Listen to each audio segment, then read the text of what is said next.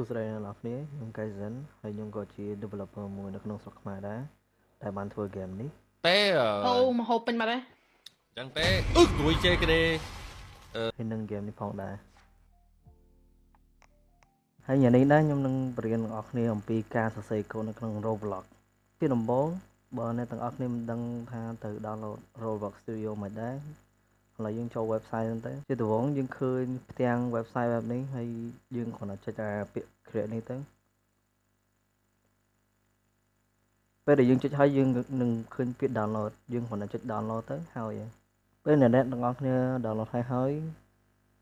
ពេលយើងបើក Roblox Studio ទៅយើងនឹងឃើញផ្ទាំងបែបនេះទៅពេលយើងចង់ចូលបង្កើត game យើងគ្រាន់ចូលកន្លែងនេះទៅ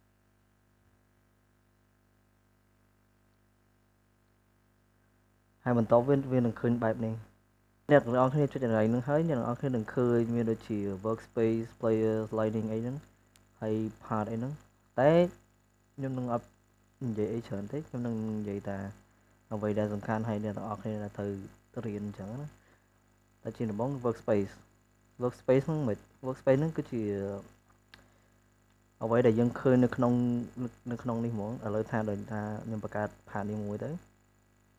នឹង part ហ្នឹងវានៅក្នុង workspace អញ្ចឹង workspace ហ្នឹងគឺជាអ្វីដែលយើងអាចមើលឃើញដូចថាក្នុង game ហ្នឹងហ្មងអូខេ so ពេលយើងបង្កើតហើយអញ្ចឹងបើ workspace ហ្នឹងបើយើងដាក់ទៅចូលក្នុង server script យើងនឹងអត់ឃើញទេដោយសារអីដោយសារវានៅក្នុង server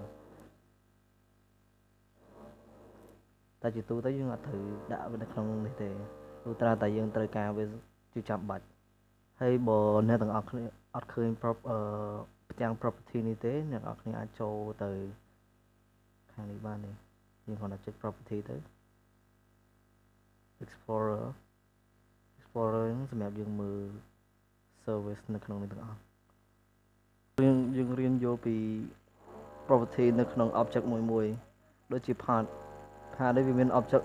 property របស់វាមានដូចជាយើងអាចដូរ color ក៏បាន break color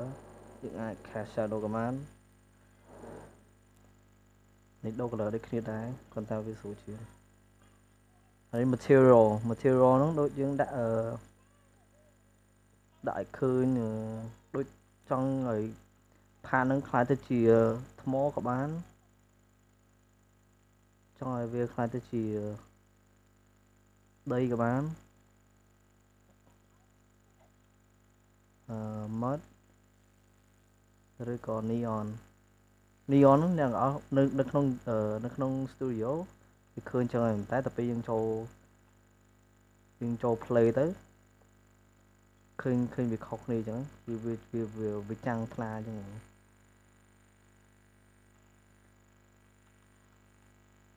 ហើយ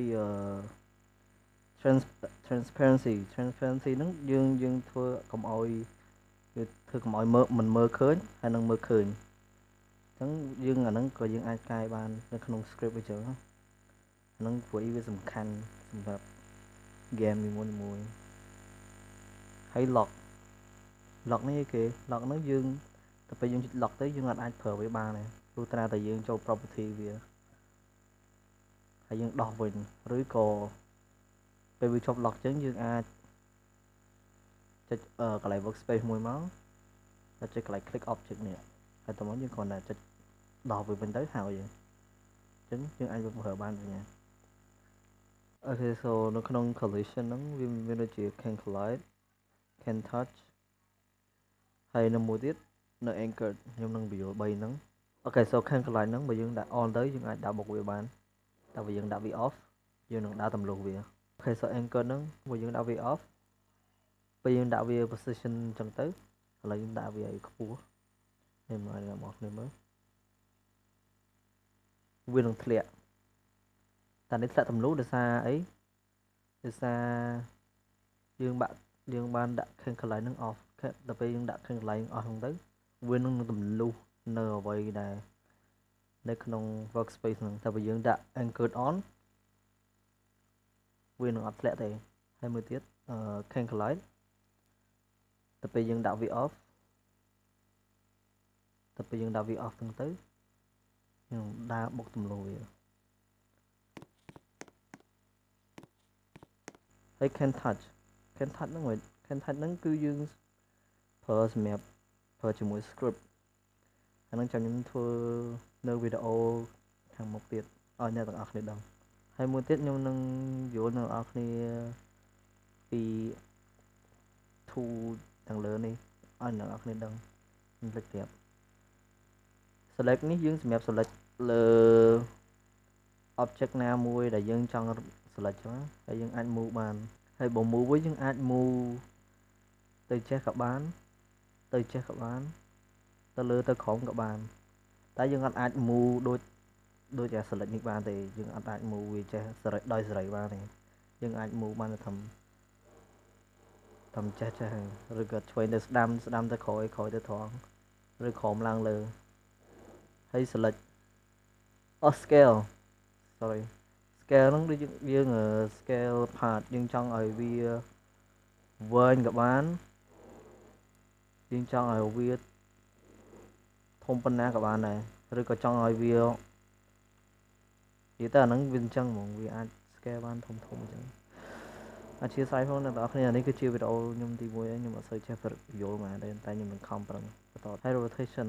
ហ្នឹងមិនឥឡូវយើងចុច rotation ទៅយើងចុចលើ part យើងអាច rotate ទៅចេះក៏បានយើងអាច rotate ទៅចេះក៏បានឬក៏អាច rotate ទៅចេះក៏បានហើយមួយទៀត transform នេះបើយើងចុចទៅយើងអាចស្រេបានចង់ស្មើនឹង4នេះហ្មងយើងអាចធ្វើចេះក៏បានឬក៏យើងអាចស្រេឲ្យធំតូចក៏បានខាងនេះយើងអាចស្រេវាធំតូចក៏បានវាសេរីហ្មងហើយមួយទៀត toolbox នោះយើងអាច search ឬក៏ search model free ដែលយើងចង់តេស្តអីហ្នឹងក៏បានដែរដាក់ sky ក៏បាននេះគ្រាន់តែយើងដាក់ sky ហ្នឹងចូលនៅក្នុង lightning មកគឺវាដូរយើងដាក់ឡានក៏បាន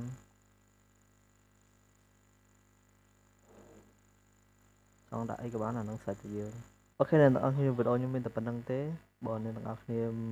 មានអីចង់សួរអាច comment បានឬក៏ចូលក្នុង Discord ក៏បានដែរខ្ញុំនឹងរីករាយឆ្លើយតបនឹងសំណួររបស់អ្នកនរគ្នាជានិច្ចហើយសូមអភ័យទោសផងបើខ្ញុំនិយាយអីខុសឆ្គងអីអាចលើកលែងឲ្យផងនេះវីដេអូខ្ញុំអើយអូខេមានតែប៉ុណ្្នឹងទេបាយបាយ